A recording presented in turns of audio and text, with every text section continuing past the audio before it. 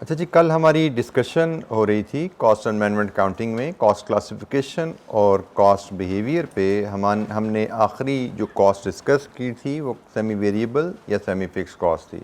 Cost classification by behaviour में fixed cost, total fix cost का क्या बिहेवियर है और फिक्स कॉस्ट पर यूनिट जब हम कैलकुलेट करते हैं तो वो कैसे मूव करती है। वेरिएबल कॉस्ट का क्या बिहेवियर है, टोटल वेरिएबल कॉस्ट, और वेरिएबल कॉस्ट पर यूनिट कैसे बिहेव करती है। एंड क्लासिफिकेशन हम सेमी वेरिएबल कॉस्ट या सेमी फिक्स कॉस्ट की मिसाल हम एग्जांपल भी ली थी, बिहेवियर भी हमने डिस्कस किया था। एनी क्वेश्चन, कोई सवाल कल की डिस्कशन से? जी बेटा। इनडायरेक्ट लेबर बेटा एक ही कॉस्ट को डिफरेंट अंदाज से देखा जा सकता है। इनडायरेक्ट लेबर आप कह रहे हैं इनमें से कहाँ फॉल करेगी? इनडायरेक्ट लेबर फिक्स भी हो सकती है, इनडायरेक्ट लेबर वेरिएबल भी हो सकती है। वो तो इनडायरेक्ट लेबर है ना। इनडायरेक्ट लेबर क्या है? आपका हेल्पर। इनडायरेक्ट लेबर क्या है? Factory supervisor. ये इनडायरेक्ट लेबर की एग्जांपल है ना। तो फैक्ट्री सुपरवाइजर की सैलरी हो सकता है पर मंथ हो, लेकिन हेल्पर की सैलरी हो सकता है पर आवर हो, लेकिन इनडायरेक्ट ही रहेगी। वेरिएबल है फिर भी इनडायरेक्ट है, ठीक है। और फैक्ट्री मैनेजर की सैलरी, सुपरवाइजर की सैलरी इनडायरेक्ट है लेकिन फिक्स्ड है, पर मंथ है। जी सेमी वेरिएबल कॉस्ट का पर यूनिट नहीं समझ। सेमी वेरिएबल कॉस्ट का पर यूनिट समझ नहीं आया। ये कैलकुलेट हुआ है। अब देखो इसमें क्या समझ नहीं आ रहा भाई। जैसे जैसे यूनिट्स बढ़ रहे हैं कॉस्ट पर यूनिट कम होती जा रही है, यही बताया हुआ है इस ग्राफ में। इसमें क्या चीज़ समझ नहीं आई आपको बेटा? आपने 0 यूनिट इस्तेमाल कर रहे थे, 500 रुपये कॉस्ट थी। 1 यूनिट इस्तेमाल किया, 10 रुपये पर यूनिट के हिसाब से 510 होगी। 2 रुपये यूनिट पे टोटल कॉस्ट 520 होगी। 3 यूनिट इस्तेमाल किए तो टोटल कॉस्ट 530 होगी। पर यूनिट कॉस्ट क्या है? 510, 260, 143। तो कॉस्ट पर यूनिट कम होती जा रही है सेमी वेरिएबल कॉस्ट में जैसे जैसे प्रोडक्शन बढ़ी है, क्योंकि सेमी वेरिएबल कॉस्ट में भी फिक्स कॉस्ट शामिल है। तो फिक्स कॉस्ट का जो बिहेवियर है वो इसमें रिफ्लेक्ट हो रहा है, ठीक है। फिक्स कॉस्ट का बिहेवियर इसमें रिफ्लेक्ट हो रहा है। हाँ, एक चीज़ जो आपने शायद कल नोट नहीं की, जब फिक्स कॉस्ट का ग्राफ देख रहे थे तो ये लाइन है, ये जाती जा रही नीचे, ये यहाँ के करीब तक पहुँच जाएगी। लेकिन जब आप सेमी वेरिएबल में जाते हैं तो एक ये डॉटेड लाइन आई हुई है साथ, ये एक डॉटेड लाइन साथ लगी हुई है, ये वेरिएबल कॉस्ट की लाइन है कि सेमी वेरिएबल कॉस्ट इस डॉटेड लाइन से नीचे नहीं जा सकती। फिक्स कॉस्ट थी ना, वो पर यूनिट आपकी यहाँ तक पहुँच गई थी, क्योंकि उसमें आपकी सेमी वेरिएबल कॉस्ट, जैसे अगर हम फिक्स कॉस्ट की मिसाल ले रहे थे, यहाँ पे हमने कहा जी 1 लाख रुपये फिक्स कॉस्ट है, 1000 यूनिट बनाओगे 100 रुपया है, लाख यूनिट बनाओगे 200 रुपया है, सॉरी 2000 यूनिट बनाओगे 50 रुपये है। अगर लाख यूनिट बनाओगे तो 1 रुपये पे आ जाएगी, 2 लाख यूनिट बनाओगे तो 50 पैसे पे आ जाएगी। ज़ीरो के करीब आती जा रही है ना, बहुत नीचे जाती जा रही है। लेकिन यहाँ पे आओ, यहाँ पे हमने क्या डिस्कस किया था?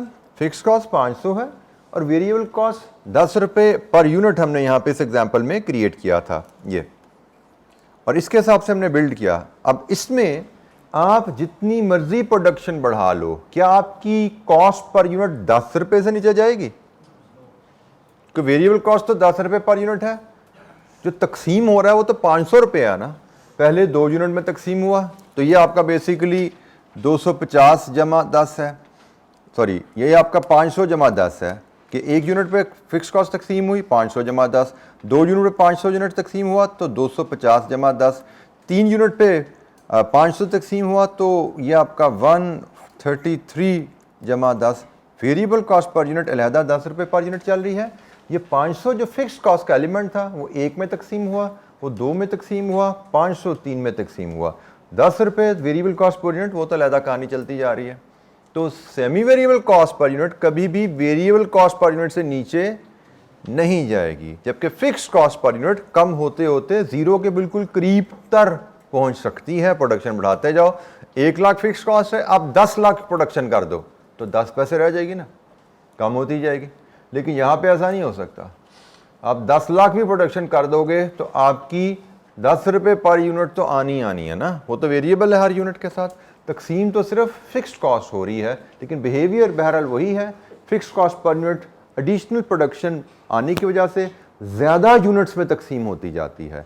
वही 500 रुपये हैं, ज़्यादा यूनिट्स में तकसीम होते जाते हैं तो कॉस्ट पर यूनिट कम होता जाता है। इट इज़ जस्ट लाइक आप एक हॉस्टल में रह रहे हो, किराया आपका 10,000 है, एक बंदा उस कमरे में रह रहा है, वही बर्दाश्त कर रहा 10,000, 2 रहना शुरू कर देंगे तो 5,000 हो जाएगा, 4 रहेंगे तो 2,500 हो जाएगा, 5 रहेंगे, टोटल तो वही 10,000 है। जितने ज़्यादा लोग, जितने ज़्यादा यूनिट्स हैं, उनमें तकसीम होती जा रही है चीज़।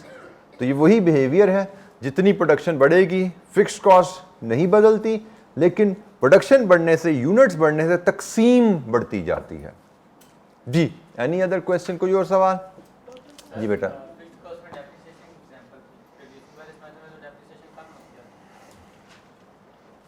क्या हर नए यूनिट के साथ कम होती जाती है?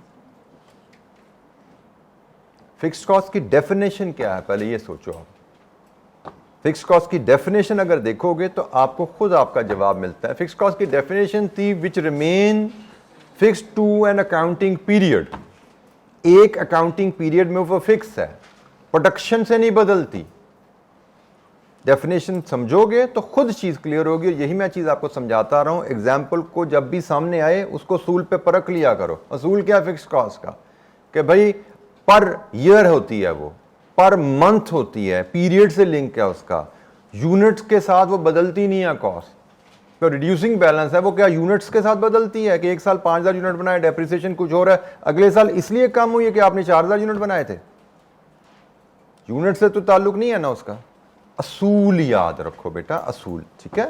जब भी कोई सवाल आए असूल पे परखा करो, असूलों के बगैर जहन को अप्लाई ना किया करो।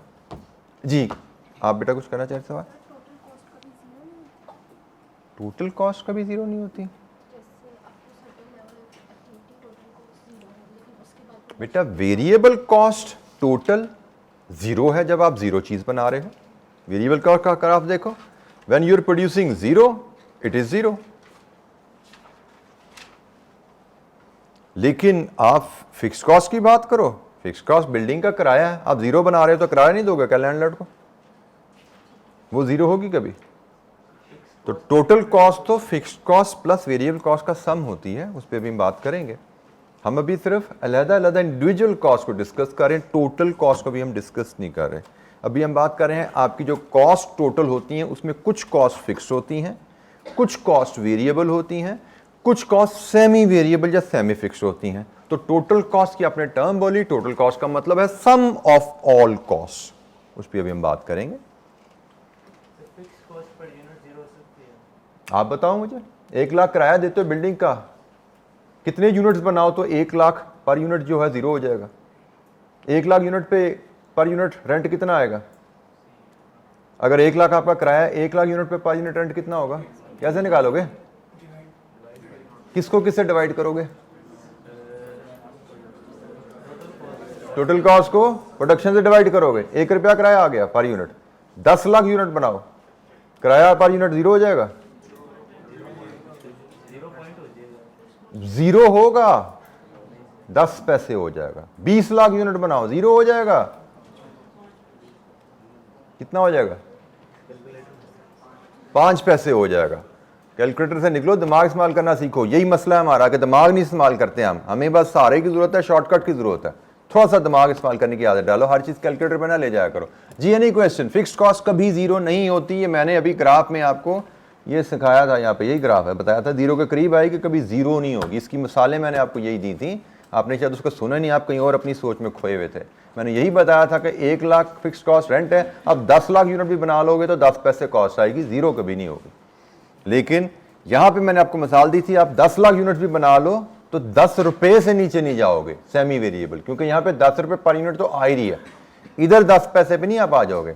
फिक्स कॉस्ट 10 पैसे पर यूनिट पे चली जाएगी, लेकिन ये 10 रुपए से नीचे कभी नहीं जा सकती, क्योंकि इस सेमी वेरिएबल में 10 रुपए तो आपकी वेरिएबल कॉस्ट है, 500 रुपए फिक्स कॉस्ट है। तो ये आपकी ये लाइन जो है डॉटेड लाइन, ये 10 रुपए वेरिएबल कॉस्ट को बता रही है कि सेमी वेरिएबल कॉस्ट कभी भी जितनी मर्जी प्रोडक्शन कर लो, कभी भी ये पर यूनिट नीचे जरूर आई है, लेकिन वेरिएबल कॉस्ट पर यूनिट से नीचे नहीं जाएगी, उसके पास आ जाएगी, उसके करीब आ जाएगी। सेमी वेरिएबल कॉस्ट की लोअर साइड यही है, इससे नीचे नहीं जाएगी वो।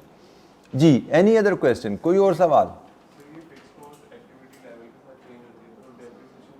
फिक्स्ड कॉस्ट एक्टिविटी लेवल के साथ चेंज नहीं होती। ये फिक्स्ड कॉस्ट का ग्राफ है और ये फिक्स्ड कॉस्ट की डेफिनेशन है। Fixed cost does not change with activity. Production बढ़ती जा रही है, फिक्स्ड कॉस्ट 1 लाख ही है, इसीलिए उसको हम फिक्स्ड कॉस्ट कह रहे हैं। वेरिएबल कॉस्ट को वेरिएबल इसलिए कह रहे हैं कि वो चेंज हो रही है, जैसे जैसे एक्टिविटी बदलेगी वो चेंज होगी। जी जनाब। डेप्रीसिएशन बेटा फिर बात वही, अभी आपके साथी ने कहा था रिड्यूसिंग बैलेंस से डेप्रीसिएशन बदल जाती है। अब फिक्स का मतलब तो समझ लो, आप मतलब नहीं समझ रहे। फिक्स्ड कॉस्ट वो कॉस्ट है जो प्रोडक्शन बदलने के साथ ना बदले, कि 100 यूनिट बनाए तो कोई और है और 200 यूनिट बनाए तो कोई और है, तो वो फिक्स नहीं है। फिक्स्ड कॉस्ट का ताल्लुक अकाउंटिंग पीरियड से है, फिक्स्ड कॉस्ट का ताल्लुक एक्टिविटी लेवल से नहीं है, प्रोडक्शन से नहीं है। तो आपका पैमाना यही है कि यूनिट्स बढ़ाएं तो क्या मेरा बिल्डिंग का किराया बढ़ जाता है? नहीं, तो फिक्स्ड है। बिल यूनिट्स बढ़ाएं तो क्या मेरी सालाना डेप्रिसिएशन बदल जाएगी? द आंसर इज नहीं। यूनिट्स का डेप्रिसिएशन मैं चार्ज कर रहा हूं वो पर एनम पॉलिसी है मेरी। यूनिट्स में 10 बनाऊं 100 बनाऊं उससे क्या फर्क पड़ता है? डेप्रिसिएशन तो ओवर द लाइफ हम चार्ज करते हैं, यूनिट्स पे चार्ज नहीं करते। यूनिट्स बदलने से जो कॉस्ट बदलती है वो वेरिएबल है, यूनिट्स बदलने से जो कॉस्ट नहीं बदलती, हम टोटल कॉस्ट की बात कर रहे हैं। वेरिएबल पर यूनिट कॉस्ट और टोटल कॉस्ट को यूनिट से डिवाइड करके आ रही है। जब हम बिहेवियर की बात कर रहे हैं तो प्राइमरली हम इस बिहेवियर को, डेफिनेशन की बात कर रहे हैं, इस ग्राफ को हम डिस्कस कर रहे हैं कि एक्टिविटी बढ़ती जा रही है 0 से 1000, 1000 से 2000, लेकिन कॉस्ट 1 लाख पे ही है, वो लाइन सीधी चलती जा रही है। This is behaviour of fixed cost and this is behaviour of variable cost. Activity आपकी बढ़ती जा रही है तो साथ साथ कॉस्ट भी बढ़ती जा रही है आपकी, क्योंकि हर नए यूनिट के साथ नया खर्चा। जी जनाब, कोई और सवाल? जी बेटा।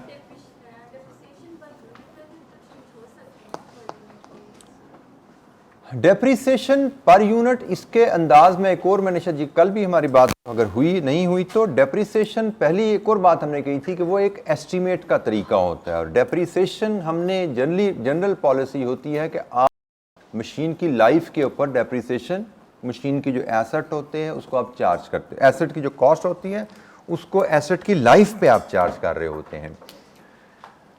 हमारी डेप्रिसिएशन कॉस्ट हर नए यूनिट के साथ हमारी जेब से कोई खर्चा नहीं जा रहा होता। खर्चा हमने एक दफ़ा जब मशीन खरीद ली तभी चला गया हुआ है, ठीक है। उसके बाद अंदाज़ा है, हम अंदाज़न उस कॉस्ट को तकसीम करते हैं। नॉर्मली जो कॉमन अकाउंटिंग प्रैक्टिसेस हैं, आप डेप्रिसिएशन को लाइफ ईयर्स में टाइम के ऊपर चार्ज करते हो। यूनिट बेसिस पे डेप्रिसिएशन का चार्ज करना आपको कोई फाइनेंशियल अकाउंटिंग परमिट नहीं करती। वो एक इंटरनल कंपनी की पॉलिसी हो सकती है but is not accepted accounting practice. आपको फाइनेंशियल अकाउंटिंग आप पढ़ रहे हैं, अगर पढ़ेंगे आप तो आपको बताया जाएगा फाइनेंशियल अकाउंटिंग आपको 2 मेथड्स परमिट करती है। एक स्ट्रेट लाइन, 5 साल लाइफ है, 5 साल पे स्ट्रेट तकसीम कर दीजिए कॉस्ट को, और अगर दूसरा तरीका होता है 5 साल लाइफ है तो उसमें रिड्यूसिंग बैलेंस डेप्रिसिएशन आप चार्ज कर दीजिए। आपको कोई approved accounting method per unit depreciation charge करना अलाउ नहीं करता, और वो भी मैं फिर बात करूं वो एस्टीमेट होता है, वो आपके यूनिट बनाने की वजह से एडिशनल खर्चा आपकी जेब से नहीं जा रहा होता। That is just an estimation. वो आपके यूनिट बनाने की वजह से जेब से आपकी कोई चीज़ स्पेंड नहीं हो रही। तो हम यहाँ पे बात कर रहे हैं कि आपने कोई चीज़ बनाई तो जेब से एक्स्ट्रा पैसे निकल गए, हम उसकी बात कर रहे हैं। जी जनाब, एनी अदर क्वेश्चन, कोई और सवाल? अच्छा जी, कल एक जुमला इस क्लास में शायद हमने मेरे ख्याल से ठीक नहीं करवा सका। ये फिक्स्ड कॉस्ट की जो चीज़ है ना, आप इसकी डेफिनेशन में थोड़ी सी करेक्शन कर लें। Fixed cost which is incurred for an accounting period and remains constant with the change in activity. ये ज़रा हमारी जो डिस्कशन थी वो ये है, बीच में एक सर्टेन एक्टिविटी लेवल का वर्ड मुझे लगता है यहाँ पे एरोनियसली यहाँ पे आ गया था। तो ये अभी आप थोड़ा सा अपनी पास डेफिनेशन बुक में चेंज कीजिए। A fixed cost is a cost which is incurred for an accounting period, per month, per annum, rent की जैसे हम मिसाल बार बार मैं आपको दे रहा हूँ, फैक्ट्री का रेंट पर मंथ होगा, डेप्रीसिएशन पर एनम है, वो इनकर्ड फॉर अ पीरियड है, उसका ताल्लुक एक्टिविटी से नहीं है, remains constant with the change in activity. ये अंडरलाइन जो वर्ड्स हैं दो हैं, फिक्स्ड कॉस्ट अकाउंटिंग पीरियड के लिए इनकर होती है और चेंज इन एक्टिविटी से उसका कोई ताल्लुक नहीं होता। ये दो आपको जो छोटे छोटे शॉर्ट सेंटेंसेस याद रखेंगे तो फिक्स्ड कॉस्ट की डेफिनेशन आपके जहन से, अंडरस्टैंडिंग आपके जहन से नहीं निकलनी चाहिए। रियलिटी में लेकिन अब मैं इसी एग्जांपल को थोड़ा सा मैं रॉन्ग प्रूफ करने चलूं, हम अभी बात कर रहे थे कि जी रेंट फैक्ट्री का हमारा 1 लाख है, हम उसमें 1000 यूनिट बनाएं, 2000 बनाएं, 5000 बनाएं, 10,000 बनाएं, रेंट तो लाख ही है। चलो रेंट लाख है, 10,000 यूनिट तक तो बात हजम होगी। मैं कहता हूँ जी मैं 1 लाख यूनिट उस फैक्ट्री में बनाना चाहता हूँ, ये फर्नीचर वर्कशॉप, मैं उसमें 2 लाख बनाना चाहता हूँ, मैं 5 लाख बनाना चाहता हूँ, तो रेंट क्या फिर भी 1 ही लाख रहने वाला है? The answer is no. जब आप कोई फैसिलिटी, कोई मशीनरी लेते हैं या कोई फैक्ट्री लेते हैं, उसकी एक कैपेसिटी होती है। आपने एक मशीन ली, मशीन से रिलेटेड फिक्स कॉस्ट डेप्रीसिएशन है। अब मैं कहूँ जी डेप्रीसिएशन फिक्स्ड ही रहेगी, मैं जितनी मर्जी प्रोडक्शन कर लूँ, तो भाई मैं उतनी ही प्रोडक्शन तक जा सकता हूँ जितनी मशीन की कैपेसिटी है। मशीन की कैपेसिटी है जी 500 यूनिट्स डेली से 50,000 यूनिट चले, 50,000 यूनिट सालाना उसकी कैपेसिटी है। अब मैं 50,000 यूनिट्स तक प्रोड्यूस करूंगा तो एक मशीन चलेगी, लेकिन अगर मैं चाहता हूं 60,000 यूनिट बनाना तो फिर मुझे दूसरी मशीन चाहिए, फिर मेरी 2 मशीनें हो जाएंगी। 2 मशीनों की डेप्रीसिएशन तो एक मशीन से डबल होगी ना। इसी तरह एक फैक्ट्री मैंने किराए पे ली है, किराया 1 लाख है उसका। अब उस फैक्ट्री में मैं ये बेंचेस बना रहा हूं तो उसमें जगह है, कैपेसिटी है, हॉल है प्रोडक्शन के, मैं कितने बेंचेस बना लूंगा वहां पे? 10, 20, 40, 50, 100, 200 रोज के कितने बनाऊंगा? 500 बना लूंगा रोज के। मैं कहूंगा जी मैंने 1000 बनाने हैं रोज के, तो भाई वो फैक्ट्री काफी नहीं है, मुझे एक और फैक्ट्री किराए पे लेनी पड़ेगी। तो प्रैक्टिकली फिक्स्ड कॉस्ट की डेफिनेशन हमने जरूर पढ़ी कि फिक्स्ड कॉस्ट वो कॉस्ट है जो आप प्रोडक्शन बढ़ाते जाओ नहीं बदलेगी। लेकिन लाइफ में, हम रियल लाइफ में देखते हैं तो बिजनेसेस की ज्यादातर कॉस्ट की एक लिमिट होती है कि एक लिमिट तक वो नहीं बदलती, उस लिमिट के आगे तमाम कॉस्ट बदल जाती हैं, स्टेप में अप हो जाती हैं। जैसे मैं अगर बात करूं, मेरी फैक्ट्री की प्रोडक्शन कैपेसिटी, चले मशीन की प्रोडक्शन कैपेसिटी 50,000 यूनिट है, तो अगर मैं अप टू 50,000 यूनिट बना रहा हूं एक मशीन चलेगी। लेकिन मैं जैसे 51,000 यूनिट बनाऊंगा मुझे दूसरी मशीन चाहिए होगी। अप टू 1 लाख यूनिट, 50 जमा 50, 2 मशीनें काफी हैं। लेकिन मैं कहूं 1,01,000 यूनिट बनाने हैं, तीसरी मशीन चाहिए। अप टू 1,50,000, 3 मशीनें काफी हैं। उसके आगे फिर चौथी मशीन, फिर 5वीं मशीन। जैसे जैसे प्रोडक्शन बढ़ाते जाएंगे मुझे मशीनें ज्यादा चाहिए होंगी। एक मशीन है तो एक मशीन की डेप्रिसिएशन चार्ज हो रही है, दूसरी मशीन है तो दूसरी मशीन की डेप्रिसिएशन आ गई, तीसरी मशीन आई तो उसकी डेप्रिसिएशन आ गई। तो हम कहते हैं कि रियल लाइफ में फिक्स्ड कॉस्ट की डेफिनेशन जरूर है, कुछ ना कुछ कॉस्ट फिक्स जरूर होती हैं, लेकिन रियल लाइफ में बिजनेसेस में ज्यादातर कॉस्ट ये बिहेवियर शो करती हैं, स्टेप्ड फिक्स्ड कॉस्ट का। जैसे हम मशीन की मिसाल ले रहे थे, एक मशीन है 50,000 यूनिट तक, प्रोडक्शन आप 1 लाख तक लेके जाते हो तो आपको 2 मशीनें चाहिए। प्रोडक्शन आप 1.5 लाख पे लेके जाते हो, आपको 3 मशीनें चाहिए। हर नई मशीन के साथ डेप्रिसिएशन कॉस्ट आपकी बढ़ती जाती है। फॉर एग्जांपल एक मशीन की डेप्रिसिएशन आपकी 10,000 है तो 2 मशीनें हो जाएंगी, डेप्रिसिएशन 20,000 हो जाएगी, 3 मशीनें हो जाएंगी, डेप्रिसिएशन आपकी 30,000 हो जाएगी, and so on. This is called stepped fixed cost. Reality में fixed cost for ever fixed नहीं होती। रियलिटी में fixed cost remains fixed over a certain activity level. मतलब इसका बिहेवियर वेरिएबल वाला नहीं हो गया, स्टेप वाला हो गया। क्या आप एक मशीन ले लेते हो तो एक 50,000 यूनिट्स तक, 1 से लेके 50,000 यूनिट्स तक वो एक मशीन ही चलेगी, उसी की डेप्रिसिएशन चार्ज होगी। 1 यूनिट बनाओ, 0 बनाओ या 1 बनाओ या 50,000 बनाओ, एक मशीन की डेप्रिसिएशन ही चार्ज हो रही है। आपका खर्चा 10,000 ही रहने वाला है, अज्यूमिंग 10,000 एक मशीन की डेप्रिसिएशन है। लेकिन जैसे ही आप 50,000 से ज्यादा यूनिट बनाना चाहते हो आपको दूसरी मशीन लेनी पड़ेगी, दूसरी मशीन ली तो आपकी डेप्रिसिएशन डबल हो जाएगी। अब 50,000 से लेके ऊपर गए 1 लाख तक 2 मशीनें काफ़ी हैं। 2 मशीनों की डेप्रिसिएशन 20,000 चार्ज कर रहे हो। आप 1 लाख से ज़्यादा चार्ज प्रोडक्शन करना चाहते हो, आपको तीसरी मशीन भी चाहिए, एक और स्टेप आ गया। तो प्रैक्टिकल बिजनेसेस में most of the fixed cost are real are stepped fixed cost. Real businesses में most of the fixed cost are stepped fixed cost. तो ये भी एक बिहेवियर होता है, हमें इसको भी जहन में रखना होता है कि फिक्स्ड कॉस्ट हमेशा शायद फिक्स्ड नहीं रहती। फिक्स्ड कॉस्ट फिक्स्ड रहती हैं लेकिन एक सर्टन एक्टिविटी लेवल की रेंज में। There may be certain fixed cost जो कि फॉर एवर फिक्स्ड रहें, जैसे आपकी चीफ एग्जीक्यूटिव की सैलरी है, अब कंपनी बढ़ती जाएगी, चीफ एग्जीक्यूटिव तो वही है, ठीक है, तो वो तो नहीं 1 से 2 हो जाते, 2 से 4 हो जाते। लेकिन बिल्डिंग है फैक्ट्री की, जैसे जैसे प्रोडक्शन बढ़ेगी आपको ज़्यादा बड़ा प्रेमिसेस चाहिए होगा, आपको ज़्यादा बड़े हॉल चाहिए होंगे, आपको जितनी एक फैक्ट्री है तो एक मैनेजर है, 2 फैक्ट्री है तो मैनेजर भी तो 2 चाहिए होंगे, फैक्ट्री मैनेजर पहली फैक्ट्री का, फैक्ट्री मैनेजर दूसरी फैक्ट्री का। 2 फैक्ट्रीज में रेंट भी डबल हो गए, 2 फैक्ट्रीज के मैनेजर्स भी डबल हो गए। 2 फैक्ट्रीज हैं तो दोनों जगह प्लांट भी नए चाहिए होंगे, आपको डेप्रिसिएशन भी डबल हो जाएगी। तो हर फिक्स्ड कॉस्ट की एक लिमिट होगी कि एक लिमिट तक वो फिक्स्ड रहेगी, उसके बाद उसमें एक स्टेप आया करेगा। ये हमें जहन में रखना है कि fixed cost can never be assumed to remain fixed for ever normally. Exceptions are always there, exceptional behaviour हर जगह हो सकता है, बट नॉर्मली फिक्स्ड कॉस्ट हमेशा फिक्स्ड नहीं रहेगी। एक सर्टेन एक्टिविटी के बाद उसमें एक स्टेप आ जाता है। जी एनी क्वेश्चन, कोई सवाल? जी बेटा।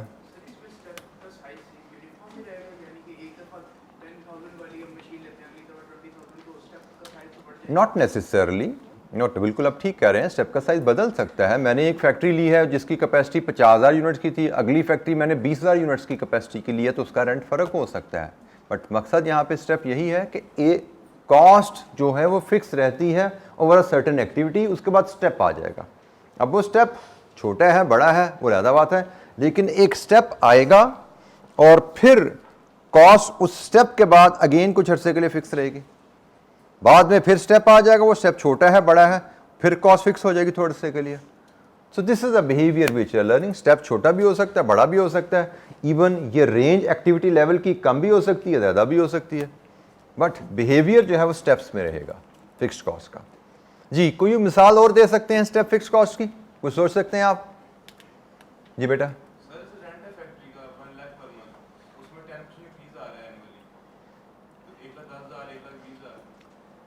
डेफिनेशन क्या है फिक्स्ड कॉस्ट की? कॉस्ट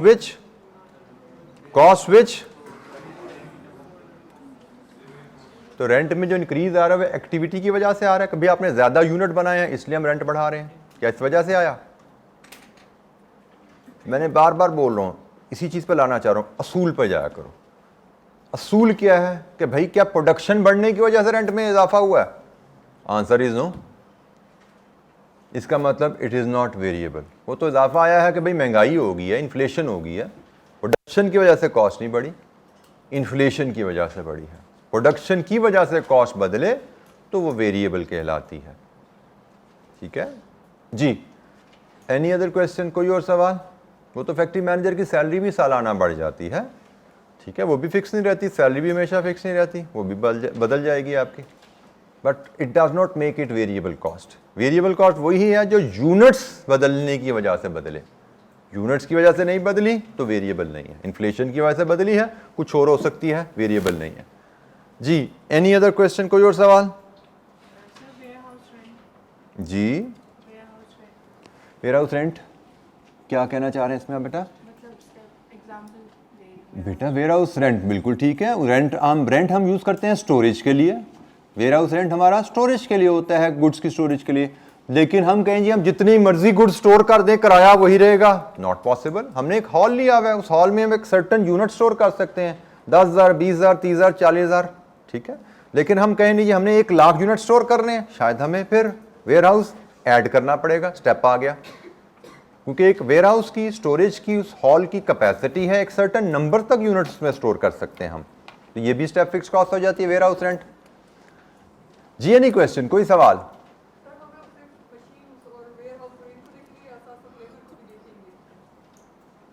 दोबारा बोलिए।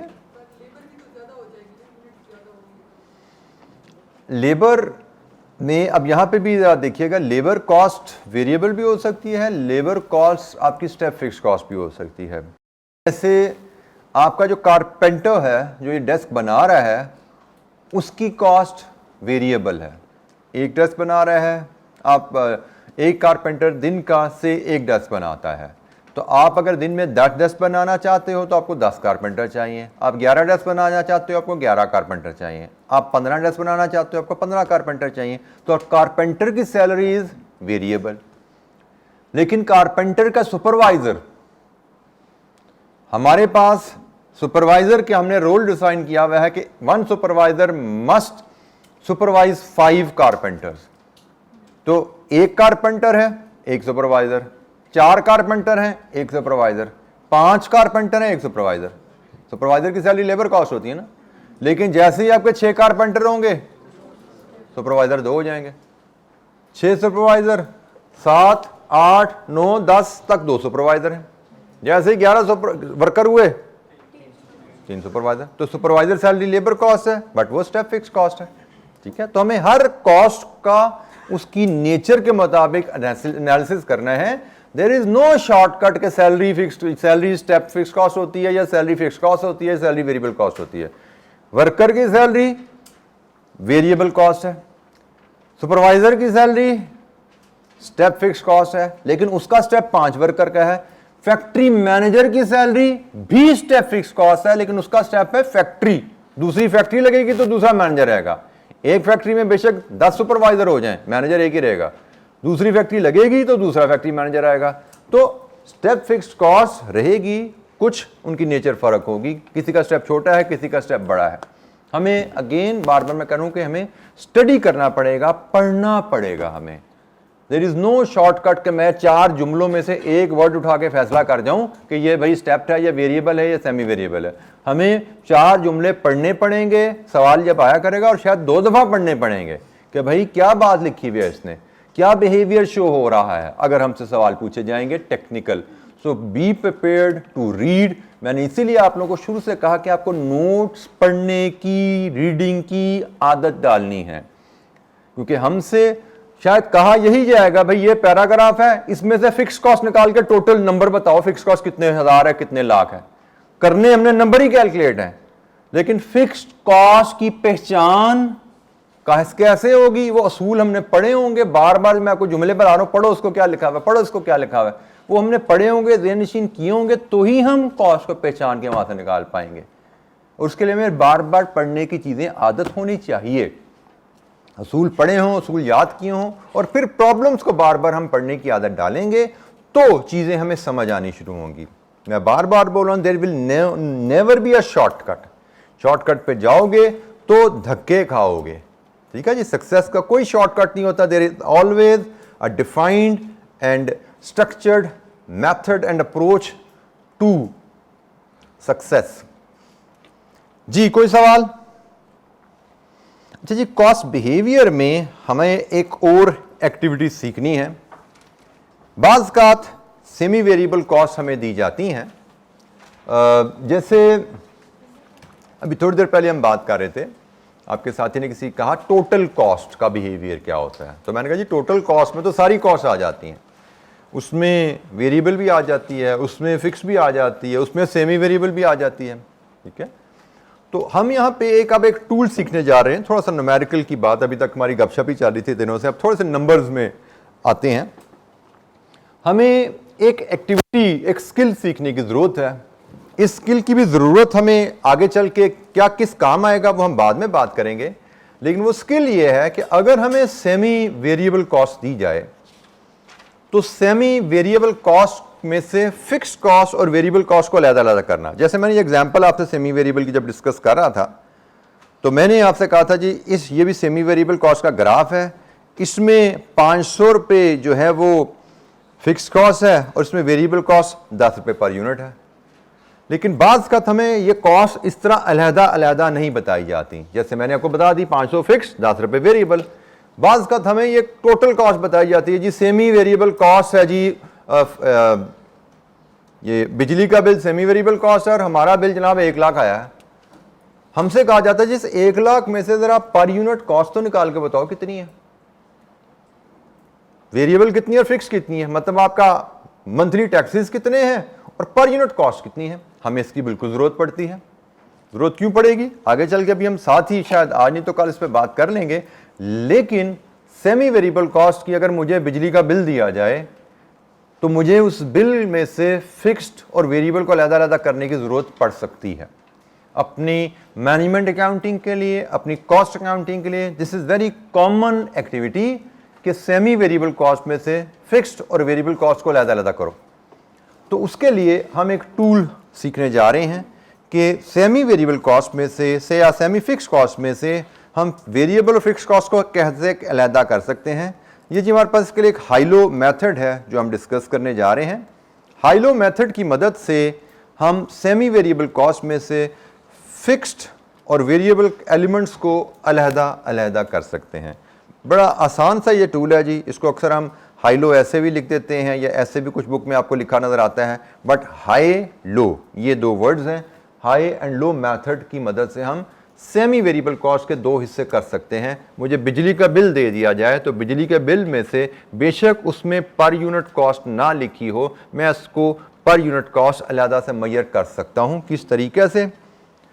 स्टेप नंबर 1, हमने जब हाई लो मेथड को अप्लाई करना है उसके लिए हमें बिजली का बिल, मैं बार बार क्यों कह रहा हूं कि बिजली के बिल में पास्ट डाटा, अगर आपने रिसेंटली बिजली का बिल देखा हो उसमें पिछले 12 महीने का डाटा गिवन होता है, सही है? तो हमें हाई लो मेथड के लिए वेरिएबल कॉस्ट और फिक्स्ड कॉस्ट को अलग-अलग करने के लिए हमें पास्ट डाटा की जरूरत होती है। उस पास्ट डाटा में हमें दो चीजें चाहिए होती हैं, एक एक्टिविटी लेवल और एक कॉस्ट। ये दोनों चीजें आपको पता है बिजली के बिल में गिवन होती हैं। पिछले 12 महीने में कितने यूनिट इस्तेमाल किए और कितना बिल पे किया, ऐसा ही है। हाई लो मेथड कहता है जी आप पास्ट डाटा एनालाइज कीजिए और उसमें डिफरेंट एक्टिविटी लेवल्स और कॉस्ट आपको जब दी जाएं तो उसमें से हाईएस्ट एक्टिविटी लेवल और लोएस्ट एक्टिविटी लेवल पे यूनिट्स और कॉस्ट डिटरमिन कर लो। बेशक इसका नाम हाई एंड लो है, लेकिन हम पास्ट डाटा एनालाइज करके यूनिट्स और कॉस्ट हाईएस्ट एक्टिविटी की और लोएस्ट एक्टिविटी की आइडेंटिफाई करते हैं कि हाईएस्ट एक्टिविटी पे कितने यूनिट्स थे और हाईएस्ट एक्टिविटी की कॉस्ट क्या थी, लोएस्ट एक्टिविटी पे कितने यूनिट्स हैं और लोएस्ट एक्टिविटी की कॉस्ट कितनी है। बिजली के बिल से देखा जा सकता है ना कि पिछले 12 महीने में किस महीने में हमने सबसे ज्यादा यूनिट इस्तेमाल किए और उसका बिल क्या आया था, किस महीने में हमने सबसे कम यूनिट इस्तेमाल किए उसका बिल क्या था। मिलेगा जी हमें? तो पहला स्टेप होता है हाई लो मेथड अप्लाई करने के लिए पास्ट डाटा एनालाइज करके हाईएस्ट लेवल और लोएस्ट लेवल के यूनिट्स और कॉस्ट आइडेंटिफाई कर लो। स्टेप नंबर 2, जब ये डाटा हमारे पास है तो हम वेरिएबल कॉस्ट पर यूनिट बड़ी आसानी से कैलकुलेट कर सकते हैं इस फार्मूला की मदद से। Variable cost per unit is difference in total cost divided with difference in number of units. It's very simple. For example मैंने अंदाज़ा लगाया भाई मैंने एक महीने मैक्सिमम 1000 यूनिट्स इस्तेमाल किए थे और मेरा बिल आया था से 50,000, और किसी और महीने में लोस मैंने 500 यूनिट्स इस्तेमाल किए हुए हैं और उस महीने मेरा बिल आया था से 30,000। तो हमने कहा जी हम यहां से इस फार्मूला की मदद से variable cost per unit measure कर सकते हैं। Difference in total cost 50,000 minus 30,000 divided with difference in units 1000 minus 500। तो जनाब हमें यहां से मिलती है कॉस्ट पर यूनिट। कितनी आई कॉस्ट पर यूनिट? कितनी जी? 20,000 divide with 500 rupees 40 per unit. ये जी मेरी वेरिएबल कॉस्ट आ गई। हाई लो मेथड के लिए हम पास्ट डाटा को एनालाइज करके हाईएस्ट एक्टिविटी मतलब हाईएस्ट यूनिट्स जो पास्ट डाटा में हैं उनको लिया, उनकी कॉस्ट ली, लोएस्ट यूनिट्स लिए और उनकी कॉस्ट ली। इस फार्मूला की मदद से difference in cost divide with difference in units हम कॉस्ट पर यूनिट ले पाते हैं। हाई लो मेथड की मदद से हमने variable cost per unit identify कर ली। यही एग्जाम्पल मैंने जो कल आपको मिसाल बना के दी थी, छोटी सी ये वाली सेमी वेरिएबल की, ये इस पे अप्लाई करें ज़रा, देखो ज़रा, यहाँ पे हाई लो हमारा अगर लगे तो हाईएस्ट एक्टिविटी ये है, लोएस्ट एक्टिविटी ये है, ऐसा ही है ना। तो हाईएस्ट एक्टिविटी की कॉस्ट मेरी 530 है, लोएस्ट एक्टिविटी की कॉस्ट 510 है, हाईएस्ट एक्टिविटी पे 3 यूनिट्स, लोएस्ट पे 1 यूनिट्स, तो वेरिएबल कॉस्ट क्या आई? यही थी ना वेरिएबल कॉस्ट। तो आपके सामने चीज़ है कि नज़र आ रही है भाई कि हाईएस्ट एक्टिविटी की कॉस्ट, लोएस्ट एक्टिविटी की cost divide with highest activity का यूनिट्स, लोएस्ट एक्टिविटी का यूनिट्स। इसका असूल बड़ा सिंपल है, कोई रॉकेट साइंस नहीं है। ये फार्मूला किस असूल पे बेस्ड है?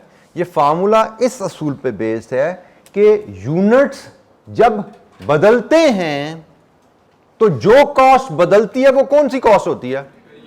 वेरिएबल। फिक्स कॉस्ट तो यूनिट्स बदलने से नहीं बदलती। तो यूनिट्स के बढ़ने से 500 यूनिट्स के एडिशनल बनाने से हमने कितनी एडिशनल कॉस्ट इनकर की? 20,000। तो ये जो 20,000 कॉस्ट है ये इन 500 यूनिट्स के बनाने की वजह से इनकर हुई, और ये 20,000 कॉस्ट यकीनन वेरिएबल कॉस्ट है जो एडिशनल यूनिट्स की वजह से एडिशनल इनकर हुई। तो total variable cost divided with units produced, per unit cost आ गई। तो ये बेसिक असूल है हाइलो मेथड का, जिसकी मदद से हमने डिटरमिन की वेरिएबल कॉस्ट पर यूनिट।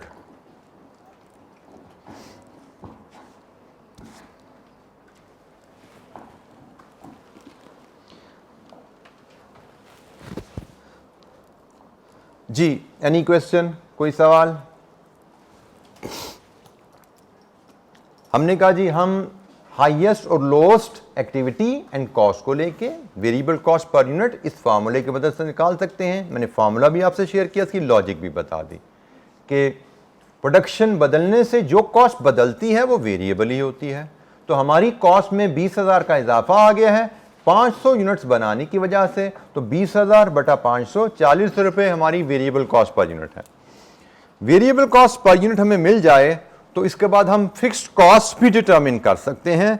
जैसे मुझे पता लग गया मैं इसको देखूं या इसको देखूं कि भाई इस कॉस्ट में मेरी वेरिएबल कॉस्ट कितनी है? 40 रुपये पर यूनिट। इसमें मेरी वेरिएबल कॉस्ट कितनी है? 40 रुपये per unit.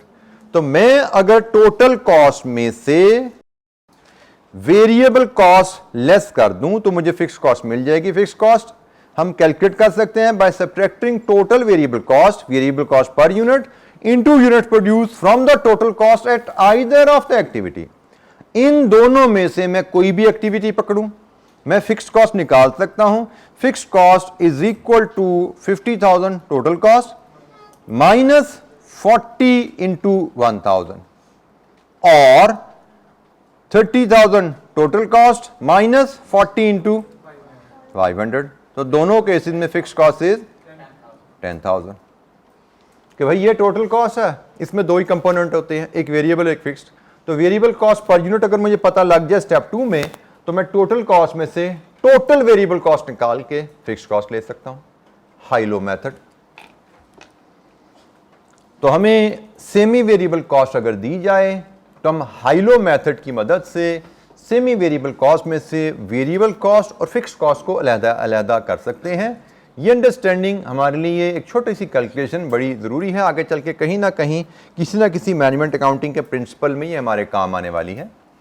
High low method एक सिंपल टूल जिसकी मदद से हम सेमी वेरिएबल कॉस्ट में से वेरिएबल और फिक्स्ड कंपोनेंट अलग-अलग करते हैं। ज़रा इस इलस्ट्रेशन पे, ये इलस्ट्रेशन 1 है, इस पे ज़रा अप्लाई कीजिए और इस डाटा में से मुझे ये दो वैल्यूज़ निकाल के दीजिए। हाई लो मेथड के स्टेप्स आपके पास लिखे हुए हैं नोट्स में। ये एग्जांपल भी इलस्ट्रेशन 1 नोट्स की एग्जांपल है, ये आपके पास पेज नंबर 7 पे आ रही है। पेज नंबर 7 पे ही वो स्टेप्स आ रहे हैं, ये एग्जांपल भी आ रही है, लेकिन आपकी आसानी के लिए मैंने इस बोर्ड पे लाया एग्जांपल। यहाँ से मुझे दो वैल्यूज़ आप मुझे बताएंगे, एक वेरिएबल कॉस्ट पर यूनिट और एक monthly fixed cost.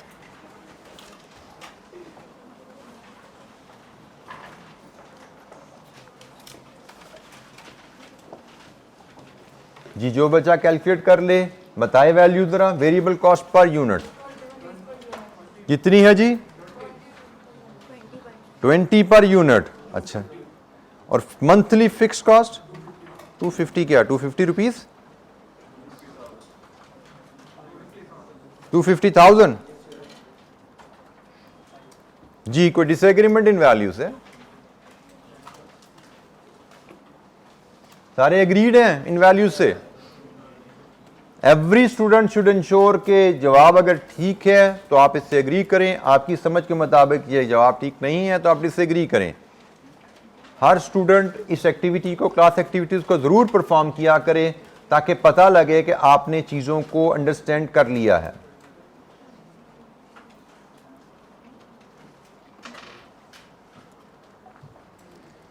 Highest activity and its cost, lowest activity and its cost.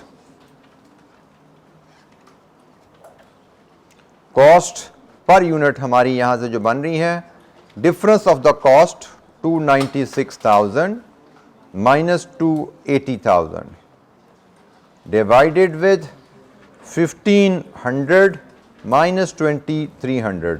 20 answer आ रहा है जी? ठीक हो गया जी। अच्छा, इसके बाद जरा तवज्जो कीजिएगा, एक पॉसिबल हमसे एरर के चांसेस हो सकते हैं अगर हमने हाइलो को सही तरह नहीं पढ़ा। हमने हाइलो में स्टेप्स में लिखा हुआ है फिक्स कॉस्ट निकालते हुए कि subtract variable cost from the total cost at either of the activity, highest या लोएस्ट में से आपने वेरिएबल कॉस्ट निकालनी है। हाईएस्ट या लोएस्ट एक्टिविटी की कॉस्ट में से वेरिएबल कॉस्ट निकालनी है। ऐसा ना हो कि आप इसको पकड़ में के इसमें से वेरिएबल कॉस्ट निकाल दो, इसको पकड़ के इसमें से वेरिएबल कॉस्ट निकाल दो, देन हाइलो मेथड की एप्लीकेशन गलत हो जाती है। हाइलो मेथड में आपने जब दो एक्टिविटीज और उनकी कॉस्ट पकड़नी है तो वेरिएबल कॉस्ट भी इसी डाटा से निकलनी है, फिक्स कॉस्ट भी इसी डाटा से निकलनी है, बाकी सारे डाटा आपके लिए अब इरेलेवेंट है, उसको यूज नहीं करना आपने। इन दोनों में से हम जिस मर्जी पे अप्लाई कर दें, हम ये 296,000 में से 2300 इंटू 20 हम ऐसे ले लें फिक्स कॉस्ट, या यहां से हम 280,000 माइनस 1500 इंटू 20 ऐसे कर लें तो ये 250 आ रही है। दोनों केसेस में इट इज 250,000। इसके अलावा आप किसी और कॉस्ट पे ये फार्मूला लगाएंगे तो आंसर मे नॉट बी 250,000। तो जरा ध्यान से सुन लीजिएगा, किसी और वैल्यू पे आपने ये कैलकुलेशन अप्लाई कर दी, आंसर मे नॉट बी 250,000।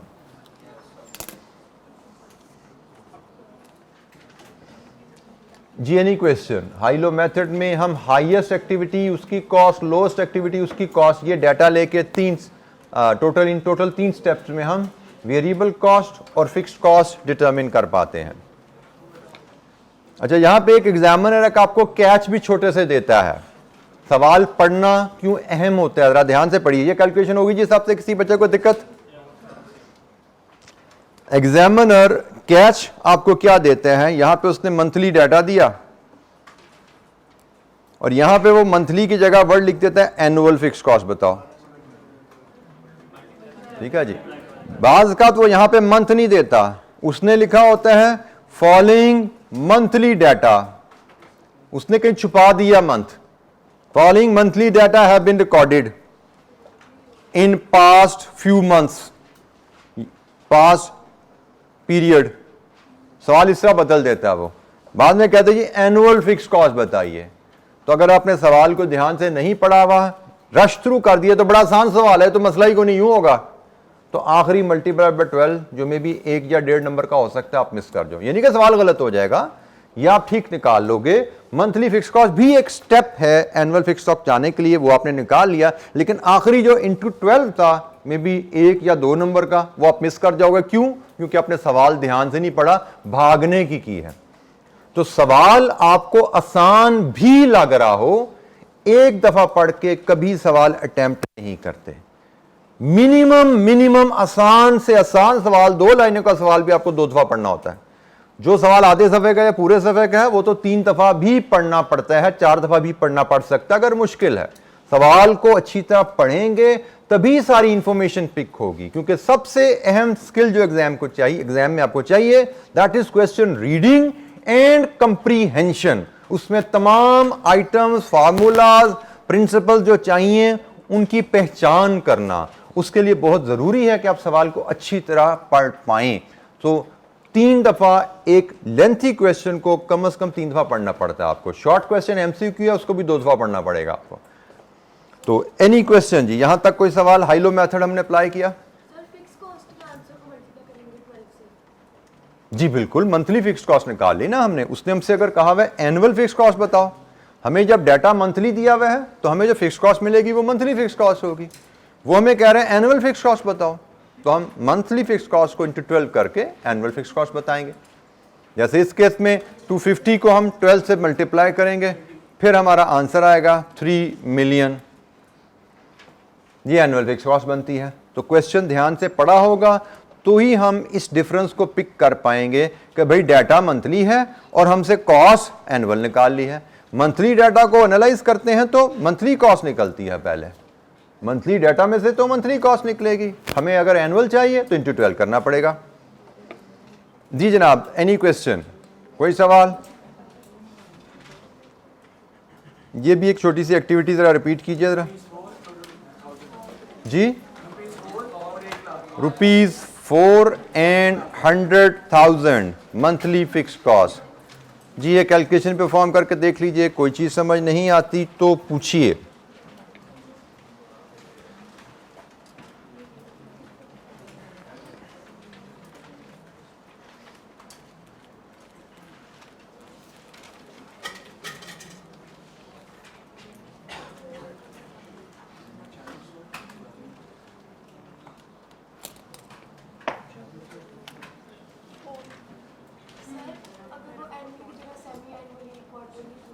जो भी पूछ ले बेटा, कोई दिक्कत है हमें? सेमी एनुअल का, सेमी एनुअल वैसे वर्ड नहीं होता, वो हाफ ईयरली कहेगा या 6 मंथली कहेगा।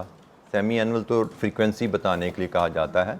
आपको 6 मंथली कॉस्ट कहेगा, क्वार्टरली कॉस्ट कहेगा, एनुअली कॉस्ट कहेगा। तो हमें पता नहीं क्वार्टर में कितने महीने होते हैं, नहीं पता। इसका मतलब 3 होते हैं, 4 नहीं होते, क्वार्टर में 3 महीने होते हैं। जी जनाब, जी एनी क्वेश्चन, कोई सवाल?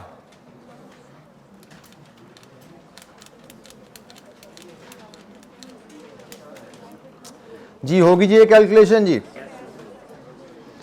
अच्छा जी, आज के लिए हमारी डिस्कशन इतनी ही। कल हम इसी हाइलो मेथड को लेके इसकी मज़ीद एप्लीकेशन की तरफ चलेंगे और आई बिलीव कि ये कल हमारा ये चैप्टर ख़त्म हो रहा होगा और इंशाअल्लाह मंडे से हम जो कॉस्ट एंड मैनेजमेंट अकाउंटिंग के प्रॉपर टॉपिक्स हैं उन पर बात शुरू करेंगे। ये पूरा हमने वीक जो लगाया है, या आप कह लें ये ओरिएंटेशन और इंट्रोडक्शन है। ये हमें इसकी ज़रूरत क्यों पड़ी? क्योंकि हमने शुरू में सेस किया था कि मेजॉरिटी ऑफ यू पीपल ने अकाउंटिंग नहीं पढ़ी हुई। अदरवाइज आपने अकाउंटिंग और R1 पढ़ी होती है। तो ज़रा आके बताइएगा ये चीज़ें R1 में कवर होती हैं सारी जो हम पढ़ें? हाँ जी, अकाउंटिंग ये जो चीज़ें हमने पढ़ी हैं intro to accounting and R1 में ये कवर होती हैं। ठीक है, मतलब हमें ये कॉस्टिंग में हमने इसलिए पढ़ी क्योंकि आपने अकाउंटिंग R1 नहीं पढ़ा हुआ था, तो इसलिए हमने इसको अच्छी तरह यहाँ पे डिस्कस कर लिया फाउंडेशन, ताकि हमारी बन जाए आगे डिस्कशन के लिए। तो आज के लिए इतना ही, बाकी इंशाअल्लाह आगे कल इसी टॉपिक को लेके कैरी करेंगे और इंशाअल्लाह कंक्लूड करेंगे। थैंक यू, अस्सलाम वालेकुम।